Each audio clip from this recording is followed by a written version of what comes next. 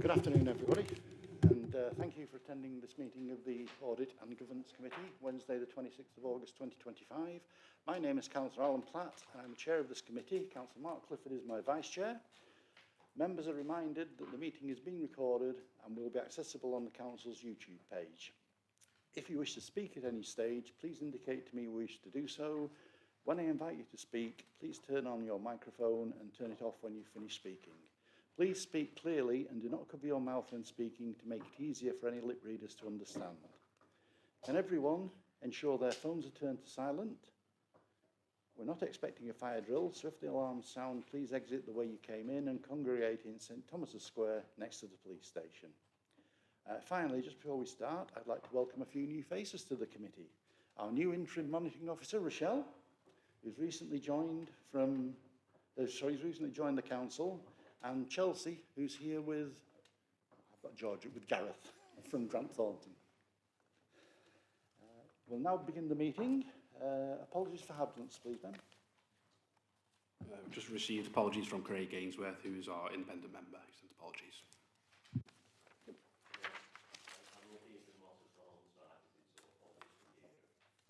Oh, right.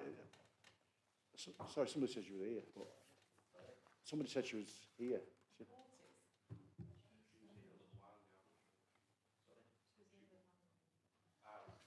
Right, okay, yeah, fine.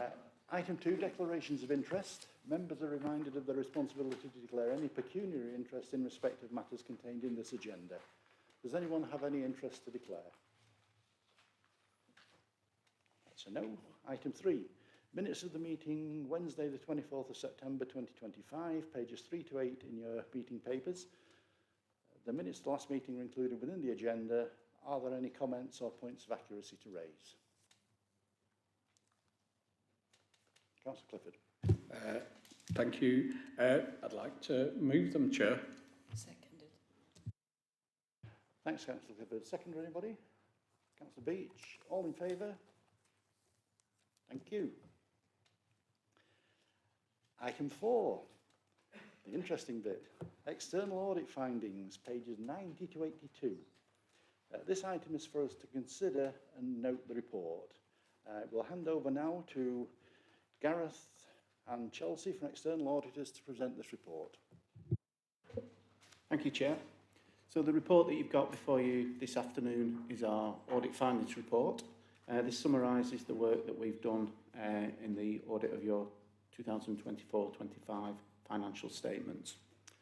You'll be pleased to know I'm not planning to go through page by page and paragraph by paragraph, but I'll highlight the sort of salient points and then happy to take any questions. If I could maybe draw your attention to pages 14 and 15 of your pack.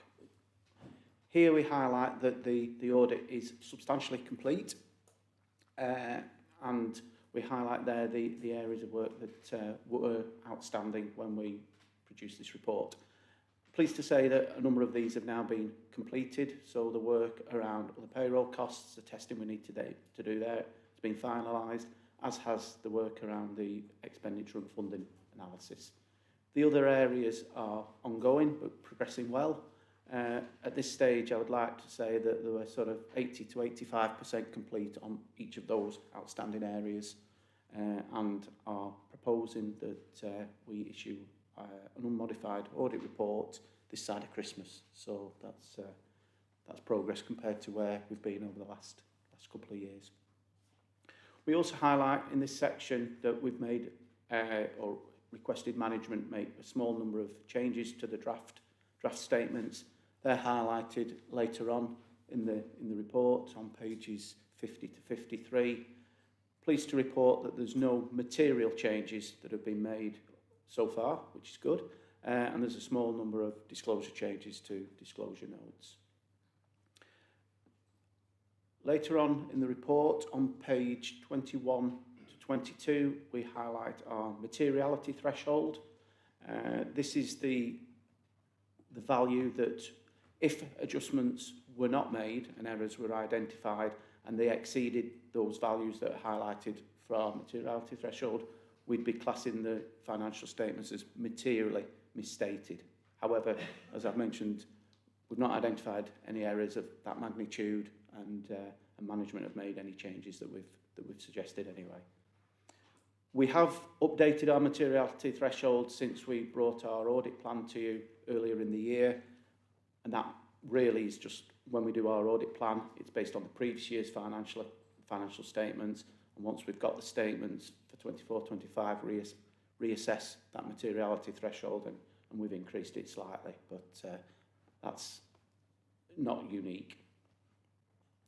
On pages 24 to 32 of the report, we just highlight the work that we've done and any findings on those areas that we deem as significant risks.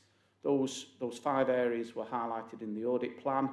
They're not unusual, and you would find those in most audit plans that we audit for most authorities.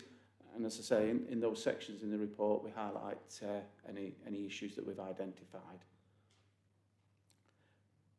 The next few pages, pages 34 to 43, are any other findings that have come out of the audit. And we've also, pleased to report later on pages 54 to 57, we've got an action plan where we've obtained management responses against any recommendations that we've raised, and those issues have been accepted by management, and as I say, pleased to report plans have been put in place for addressing those issues. Later on in the report, we highlight the progress that was being made against the previous year's recommendations on page 58 to 60, and as I say, we also highlight in the report the changes that have been made and any changes to those disclosure notes. I wasn't intending to go through the report in any further detail. Probably the only thing I just wanted to highlight to conclude was, if we sort of cast our mind back to last year and the 23-24 financial statements, those accounts weren't signed off until sort of mid-February this year. Given where we are now, and we're proposing or hopefully expecting to sign off this side of Christmas, that's quite good progress, 2 months ahead of where we were this time last year. And I'd like to put on record the thanks that we have to Neil and his finance team. I think the close working with my team and Neil's team has certainly aided that sort of advancement in getting to the position that we are at today. So, but yeah, happy to take any questions, Chair, that anyone might have. Thank you. Thanks, Gareth, and I think on behalf of the committee and the council, I'd like to offer thanks to both groups, both sets of auditors, shall we say. You've done a tremendous job to get it through in the time. Hopefully with our input as well, but you know. Any questions, members of the committee? Councillor Brown.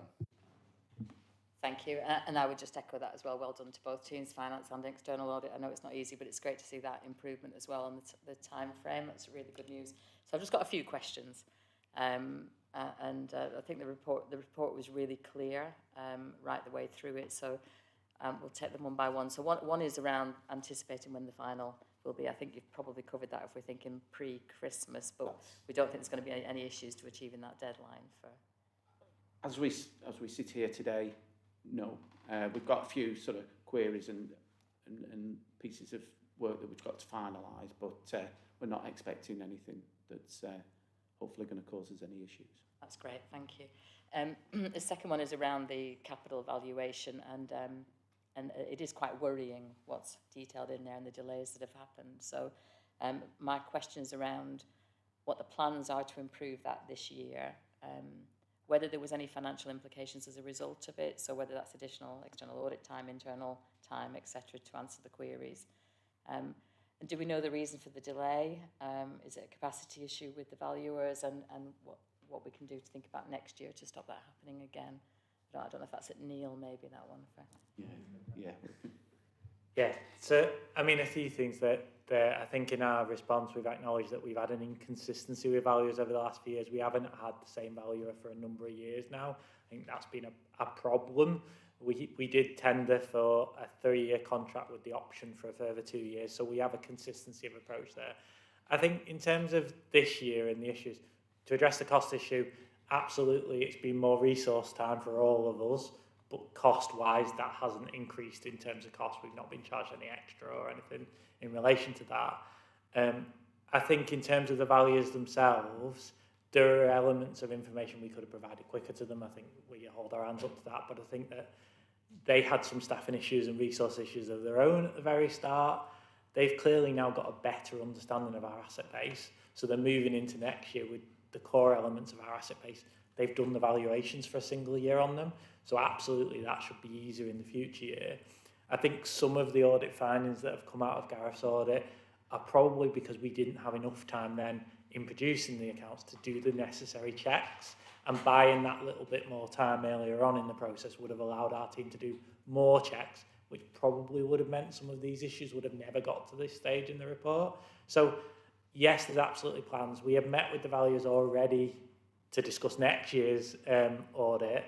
We are planning to meet again with the auditors as well with the valuers, both before and after they do the valuations. So there's an element of they can only do the valuations at a certain date because they have to pick up the rates at that date. But I think a lot more preparation work has been done, and there's a better bedrock there for it. Now, if the same issues are identified again next year, I think absolutely there'll be a slight problem in that. I think the one point I'd make is there are also changes coming in the new regulations around valuations. So there's some additional pieces of work that have to be done that have been recently announced in next year's that didn't exist this year, around indices and things like that. So we've already been engaging with them on what does this mean, what more do we need to provide you, what can you do?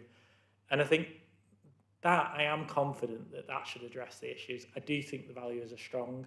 I think their knowledge, and I think the auditors themselves have commented the quality of the working papers they have produced have been better than we've seen before. It's the timeliness and the process that's fallen down a little bit. That's good. That's good to hear. Thank you. And I think you're right. The second year should then be a little bit easier. Does that include the UELs then? That's the team to do the UELs. So we got that in the plan for this year. Yeah, so there's two elements to that. One element of it is the people around me in terms of the capacity, and we have got a little bit more capacity than we had at this point last year, so there is more resource to it. I think moving forward, one of the things we will be looking to do is look at the new finance system and the asset accounting module of it. So there is an element of we are overly reliant on spreadsheets for the valuations and for this bit. And they work, fundamentally they work and produce the right figures, but we would hope that some move to a system would help us kind of in recording that information. But absolutely, some of it is just about staff time and checking, and we can build that better into the process this year.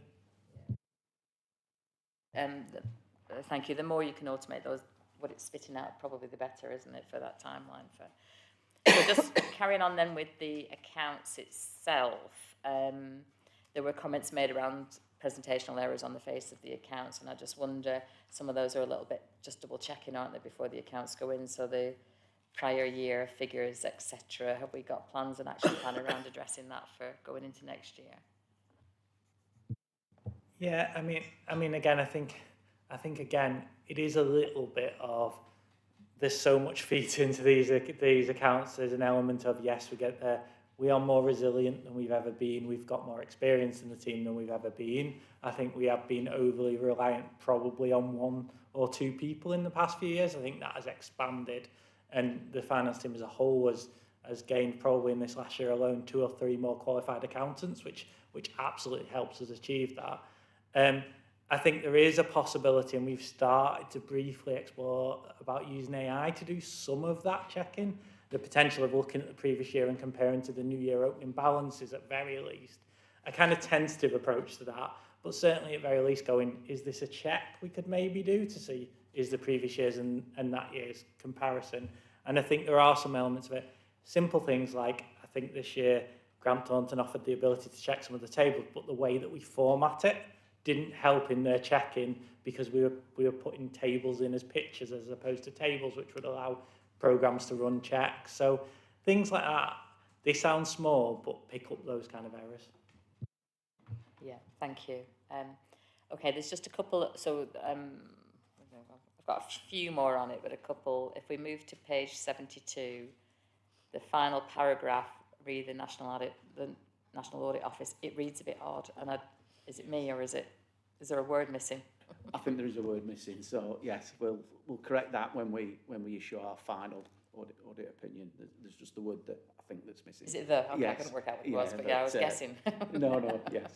Okay, thank you. For that. Right, let's move to cybersecurity. There's quite a lengthy section on cybersecurity in the report. So my question would be, are all of these issues picked up in the current internal audit recommendations? And can we confirm the dates of the completion of the strategy? I know we've talked about it at a number of different forums, but obviously it's quite stark in the report about the issues, the risks that we've got within that. So in respect to that, at the next committee in January, there will be an internal audit report coming in relation to IT and cybersecurity. So the head of IT will be at that meeting alongside Dawn as head of internal audit, and there will be further kind of detail provided in there. Some elements of that may need to be in a confidential setting, because clearly there is some elements of that in there. The strategy itself is due to be completed in January. I think the comment from the head of IT this morning was actually some elements of those action plans are already in process and already being committed in advance of the strategy being completed, because they're not waiting to publish the strategy to complete the actions. But I think certainly in January there can be a wider discussion, because there will be an internal audit report coming at the same time. Thank you. So if we could just ensure that all of the recommendations in here are added to that, then we're covering all those bases. I think that would be good. The VFM report talks about the procurement system, and this might be my understanding. It says it's going live on April 25, and I didn't know if that was April 26. Yeah, so it's part of the finance system, so it is April 2026. It's 26, so we Yeah. just need to change that in the report as well. To be clear, that's a contract management system as opposed to a the contract procurement management system. Yeah. Apologies, yes, yeah, rather than procurement. And then internal audit recommendations. So we have debated this a few times now about I would agree with Grant Thornton's assessment that it should be high, medium, low, and that actually just having a date to determine the risk of an action is a bit ambiguous, especially if the dates move, etc. So I do think maybe that's something we need to pick up either through this committee or another, but I would actually think that I would agree with that recommendation, and maybe not with the management response on that one. Yeah, I mean, I think I spoke to Dawn about this element, because we have spoken about it before, and in terms of the internal, I think the view has always been the concern that if you risk something as low, that's deemed to not be as important. On ultimately, Dawn's feeling is that all actions are important, and that the time set to do those actions should be equivalent to potentially some of the risk elements of it, because there should be a mitigating action if ultimately a high risk element can't be addressed straight away. So I think that is just a kind of an internal opinion as to how we stratify them, but it just feels like if you classify something as low risk, there is a danger that people see that as something that can drift a bit further. And I understand that, but when we've got one area where we've only got 68% of actions completed, it increases the risk further, I think. And as a committee, I think we're in a difficult position with that, because we don't know of the 32% that aren't done, what's the risk? And I don't think we can determine that by dates. If we were all at 95%, I'd sort of go with, okay, yeah, we're 95%, it's less risk, but one element is 68%. I do think that is a risk. I mean, I think it's fair. I think that's a debate to have when Dawn's here and have that conversation. And absolutely, I can update it and we can bring it back in January for that conversation. Thank you. Let's move on. Thank you. Councillor Berry. Sorry, Councillor Berry. Yeah, I'm absolutely.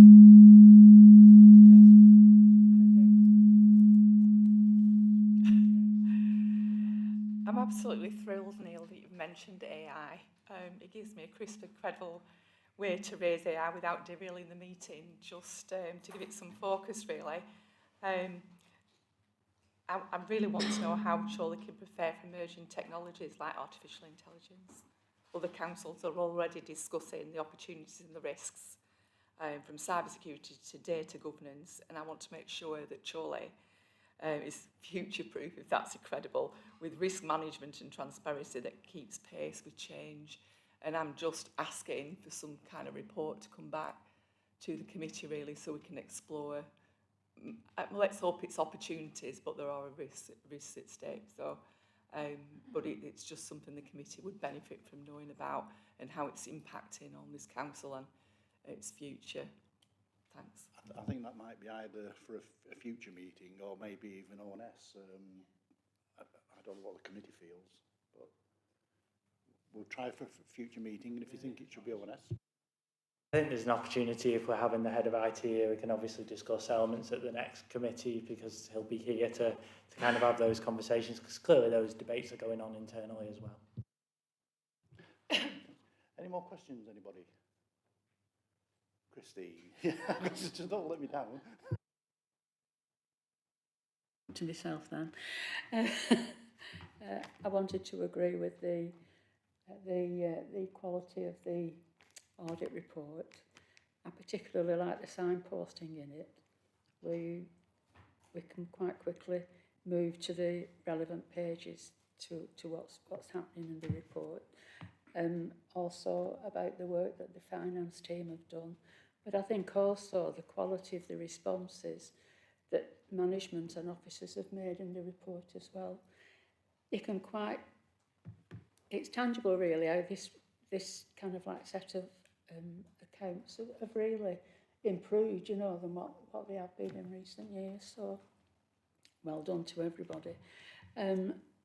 The concerns I had really were very much the same as Michelle there, and it was about the IT controls, user access, you know, security, and the cyber security. So I know that Neil's answered that because that will come out in next year's. So yeah, so really pleased and thanks very much for all your hard work, everybody. Thank you. Thanks, Councillor Hayden. Any more points anyone wants to raise? No? Just a couple from me. I thought page 15, the value for money report was very positive, and I'd like to congratulate our officers on that one as well as Grant Thornton for highlighting it. And just one other thing, page 54, the action plan. Is Grant Thornton satisfied with the responses from the officers? Yes, Chair. I mean, it's pleasing to see that the issues that we've highlighted have been accepted, and as I say, prompt responses have been received. So yeah. Thanks, Gareth. And just to pick on something Councillor Hayden mentioned, I also think it's the quality of this committee that's helping get the information. Now that report was for noting, so if we've no more questions, we'll move on to the next item. Whilst Gareth's still on the microphone, this is the External Auditor's Annual Report, pages 83 to 122, and this is for consider and noting. I'll hand over to Gareth. Thank you, Chair. So this report, unlike the previous one that was around the financial statements, this is providing commentary on your value for money arrangements. And the work that we do in this area, we focus on sort of three themes around financial sustainability, around governance, and what we call the 3 E's around economy, efficiency and effectiveness. Again, a bit similar to the previous report, I'm not going to go through it in detail, but just highlight the key issues. So from our perspective, this is a very positive report. On pages 89 and 90, where we highlight in the executive summary, there are no significant weaknesses that have been identified across the three themes. We have made a small number of improvement recommendations, and they are generally based around sort of best practice in the sector and things where we think you can strengthen your existing arrangements. So I'll just touch briefly on those improvement recommendations, and then, as I say, happy to take any further questions. So around financial sustainability, we've highlighted the 2 improvement recommendations around scope for scenario planning in terms of identifying the budget gap and the extent to the budget gap, and also sort of scope for, obviously, the need for additional savings going forward to help close and fund that gap that's been identified. But you know, these are, I'm keen to stress, improvement recommendations rather than weaknesses or areas of concern that we have. Around governance, and as I say, there's further detail in the report. Again, no significant weaknesses identified, and just the one improvement recommendation. I think this is the area that Councillor Brown was talking about in terms of internal audit and the sort of prompt implementation of recommendations there. So again, and it sounds like a bit of a debate to be had around that going forward. The third theme of improving economy, efficiency and effectiveness. Again, no significant weaknesses have been identified, and there's two improvement recommendations there around data quality policy and sort of applying that and scope for undertaking potentially some sort of sample testing of your key performance indicators, just to give you that assurance around the sort of figures and the accuracy of those figures that are being reported to members. And the second improvement recommendation was around the sort of partnership and contract arrangements. Currently, those are decentralised, but you know there's some scope for maybe having a more centralised list and looking at ways of managing those arrangements with regards to sort of risk registers and monitoring the performance of those arrangements. But again, as I say, improvement recommendations rather than significant weaknesses that we're talking about. Later on in the report, on pages 109 to 111, we've again got management responses to those recommendations, and certainly from our perspective, positive and encouraging responses have been received to address those areas. And then towards the very end of the report, page 115, we just highlight the progress that's been made against the improvement recommendations that were made last year, and pleased to report that the vast majority of those have been implemented. There was just the 3 that were partial implementation, but again, progress has been made since last year around those. Happy to take any questions, Chair. Thank you. Thanks, Gareth. Anybody have any questions for our external auditors?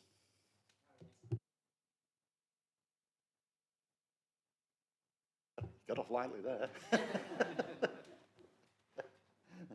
I mean, this is just an observation that page 89, when you refer to the sustainability, a multi-year settlement would really help. And I'm sure that comes from everybody, but we are where we are. So, no questions, observations? Okay, well, we shall move on then. Thank you very much. We'll move on to item 6, which is a statement of accounts 2024-25, pages 123 to 292 of your gripping papers. This item is actually for decision, so we are asked to approve the statement of accounts for 2025 and delegate any minor amendments to the Director of Finance as set out in paragraphs 2 to 5 of the report. Over to Neil. So I don't intend on going through the whole statement of accounts in this meeting. We did do a training session earlier on this week in terms of going through it, and I'm more than happy if anyone has any questions today or later on in terms of understanding, more than happy to go through that at any point. Just in respect of the statement of accounts, clearly it is a huge job and a huge undertaking to kind of produce these statements of accounts. There's a lot of interactions between each element of it. It is quite a weighty document, and I think there are improvements in hand, hopefully, to make it a little bit more readable nationally, but it's certainly still a big document there. There is 3 documents essentially here. So there is the statement of accounts, there is the annual governance statement, and there is the letter of representation, which essentially says we have acted and provided the relevant information and acted in good faith in that element of it. I don't plan on going much further than that. I'm happy to take any questions on the actual documents themselves, but obviously we did some training, we did some slides, there's some guidance out to the key statements, so I'm happy to take any questions on them themselves. Thanks, Neil. Any questions from members of the committee? Councillor Clifford. Thank you, Chair. Just a comment, really. Thank you, Neil, for what was a very good training session. Obviously, we've discussed the complexity of some of these, basically the charts and figures that we look at, but with your guidance, it certainly has made it easy. So just like to thank you for that. Anyone else? No. Right. No more questions. We shall move on to a vote on approving the statement of accounts. And I think, as it says, I think it's paragraph 2, subject to any amendment identified by the external auditors. So can I have a proposer, please? Thank you, Councillor Clifford. Seconder, Councillor Beach. All in favour? Thank you.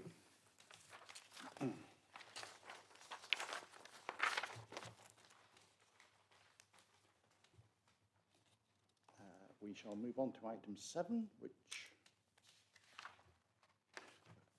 responses to questions proposed by Grant Thornton, pages 293 to 294.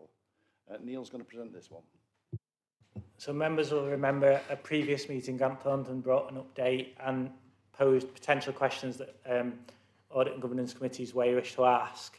I think we were asked to go away and respond to those kind of questions. So we have done a brief response to each element within this report. I think in particular I would point out the financial instruments one was a lot of questions. So we did try and cover some of that in the training, some specific elements on it, articulating what that is. I think we don't have a complex range of financial instruments like some authorities may do, so it isn't quite the same as potentially the whole local government sector, and I think that applies to a lot of the questions within there. There are a number of questions which are less relevant to us as a district council, but certainly overall there's a lot of kind of information in the response around the spending review, around fair funding. What I would say is a lot of these responses may have changed given the policy statement came out last Thursday. So the responses might have been a little bit different because we had a little bit of clarity last Thursday. We will get final clarity as we move towards the settlement in week commencing the 15th of December. But as we stand, the responses are, this is where we're at the moment in respect of each of these. So I'm happy to take, if there's any further questions or you don't think I've responded in full to what you were expecting, happy to take questions on it. Thank you, Gareth. Any questions, any points for Gareth? I suppose I should also ask Grant Thornton whether they were happy with the responses. The intended purpose of the report at the last meeting was really to provide questions that members of the committee might be interested in. So there's nothing in the responses that disagree with our understanding of arrangements here at Chorley, but in terms of the responses, I guess the fact that we're not having too many questions back to Neil suggests that the responses are suitable and sufficient, but there's nothing in there that causes us any alarm. So thanks, Gareth, and congratulations again. No more questions? Right. We shall move on then. That item was for noting. So item 8 is the Treasury mid-year review 2025 to 26, pages 305 to 322. Again, this item is for considering and noting. And this is Oliver, I believe. Yeah, thank you. So this is the Treasury Management Mid-Year Report, which is one of 3 Treasury Management reports throughout the year under the Treasury Management Code of Practice, alongside the strategy and the outturn reports. And I just want to highlight that we did hold some Treasury Management training at the end of October for Audit and Governance Committee members. This report presents a position of the Council as at the 30th of September 2025 in terms of its investments and borrowing. The report first addresses capital expenditure and borrowing from paragraph 10. So capital expenditure is monitored and reported on quarterly, and in this report you'll see the details of the forecasted capital expenditure in Table 1. Capital expenditure can be financed either internally through capital and revenue resources or externally, which gives rise to a need to borrow. Per Table 3 in the report, the Council's short-term and long-term debt have both reduced over the 6 months to the 30th of September. And the Council retains its under-borrowed position, which is to say that the actual external debt is below the capital financing requirement, and the Council has used its own internal resources to fund capital expenditure. Also, the Council has remained within the operational boundary and authorised limits for borrowing, which were set by Council in the capital strategy document back in February. The planned capital expenditure will be contained within the Council's Planned capital expenditure will be contained within the Council's overall Treasury position where possible. However, further borrowing is likely to be required in the future to fund the planned capital programme. And then moving on to investments from paragraph 22, when considering investments, you must take into account security, liquidity and yield in that order. The Council holds cash in both fixed-term deposits, where money is tied up for a specified amount of time, and call accounts or money market funds, where the cash is available immediately. And in the 6 months to the 30th of September, there's been a return of £312,000 from our investment activities, with an average yield of 3.46%. So in summary, the Council has remained within its prudential indicators and has adhered to its approved counterparty limits and has retained its under-borrowed position. And happy to take any questions. And thanks once more to the finance team for keeping us in order. Any questions or observations for Oliver? Getting off lively today. Right, that item was for noting, so if there are no questions, we'll move on to the next item, which is item 9, review of the CCTV update, pages 323 to 340. This item again is for us to consider a note, and Alan Core will present this. Alan.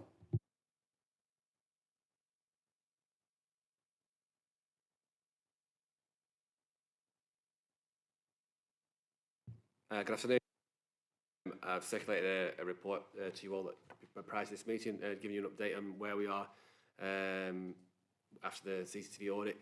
As you can see, we're in a pretty good place. There's only a couple of outstanding items that are on there.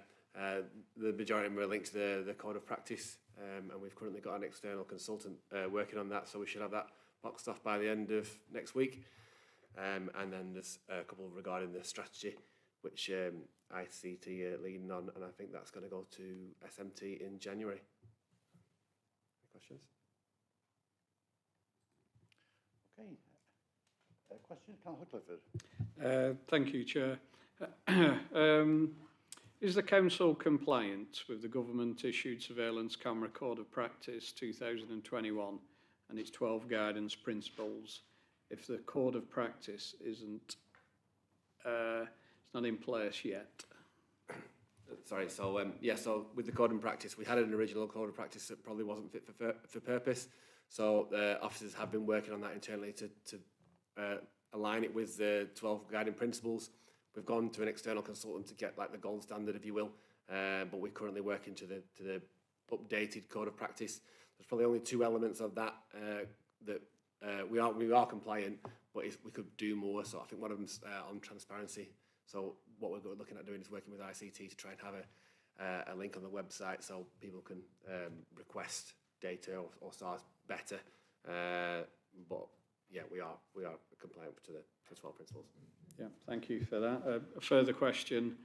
It appears from the responses that the Code of Practice is being developed by an external consultant. When were they appointed and what were their terms of reference? So they were appointed a couple of months ago. So I was hoping to have this done by now, but they called in sick when they were supposed to do their original visit. I think it was September, October. And their terms of reference to review the code of practice, look at our internal audit report, do scrutinise and do an audit themselves of everything that we do, and then develop a code of practice for ourselves to guide us going forward. Just with that, you mentioned about calling in sick or something. There had been an original agreed date from implementation of March 25 and January 25 respectively for the strategy and the code of practice.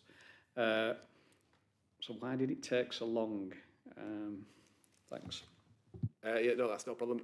So the original code of practice was due for January 25. The person that was working on it was an internal officer. They came off their bike and broke their collarbone and shoulder, so they were off work for a period of time. They developed that code of practice, and we're working up to that, but I haven't uploaded it and closed it off as an item because we want the external consultant to give us the gold standard code of practice, if you will. And then with the strategy one, that's an ICT infrastructure question, so you'd have to refer that to ICT, unfortunately.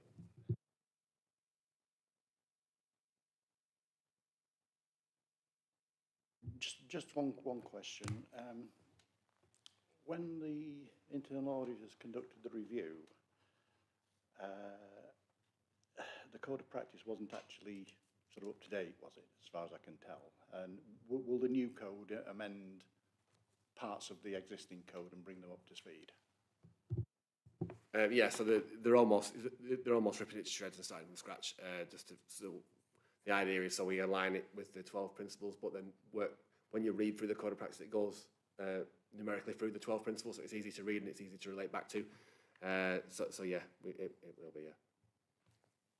Okay, thanks, Alan. Any more questions? Councillor Brown. Thank you. So you can see progress being made, so that's great. I was just wondering if there are any, for the things not completed yet, what the risks are and whether we are happy that we've mitigated those risks before completion. Yeah, so the risks relate to it's a code of practice, so it's operating procedures and how we operate, how our staff are trained and all the rest of it. So as you can see in the report, everything's been ticked off, and we are working to a previous code of practice that we've amended, so there isn't really any risk there. It's just trying to deliver that gold standard that we want to achieve. Hence, we've got the external consultant. And then on the strategy side of it, again, that'd be ICT. So. Any more questions? Okay, well, thanks, Alan. Thank you. That seemed to cover everything. So again, this item was for noting, and item 11 is the work programme, which is pages 341 to 342. Oh, sorry, have I missed? Oh, sorry. How could I miss that? Forgive me. Item 10, the Regulation of Investigatory Powers Act, RIP application update. This item is for noting. Rochelle will present this item. Thank you, Chair. Good afternoon, committee. So to report that no powers under RIPA have been exercised during this period. Thank you. I'll take any questions, but I suspect there isn't any. Councillor Clifford. Thank you, Chair. As there isn't usually anything to report on a RIPA update, would it be reasonable practice to maybe update less than we do now? That's the question, really. Thanks. Yeah, I mean, it might be even worth, when there's something to report, we put it on the agenda, but we shall take your advice. Thank you, Chair. So I'm in agreement that actually we can only report, or should only report, when there is something to report. So as and when we use the powers, we can come back to the committee with that information. Thank you. Is the committee happy with that? Yes. At least it'll prevent me making that mistake again in the future, won't it? Thank you, everyone. We shall now go to item 11, the work programme, pages 341 to 342. This item is just for information, an opportunity for members to ask any questions about upcoming items. Anybody, any comments?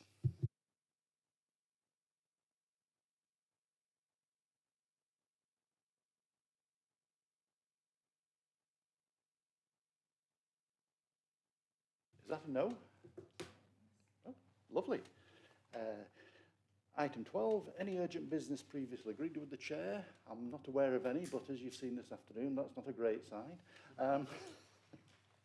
But this concludes the meeting then, and I'd like to thank you all for attending. Thank you.